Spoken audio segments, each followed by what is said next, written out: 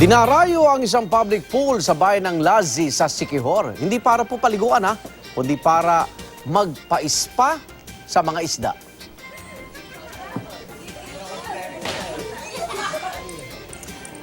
Abay, kung hindi ho tumitili, karaniwang natatawa na yung mga nagpapa-fish pa dyan. Nakikiliti raw kasi sila kapag kinakagat-kagat na ng Dr. Fish ang kanilang balat. Nakakalis daw ng dead skin cells ang pagpapa-fish pa. Ang iba naman dumayo sa pool, mas gusto nila tumambay lang sa ilalim ng puno ng balete na dati-rati kinatatakutan sa lugar. At para makumpleto ang inyong Siquijor experience, pwede makabili ng mga souvenir items gaya ng panggayuma at eto, ayan kulam dolls.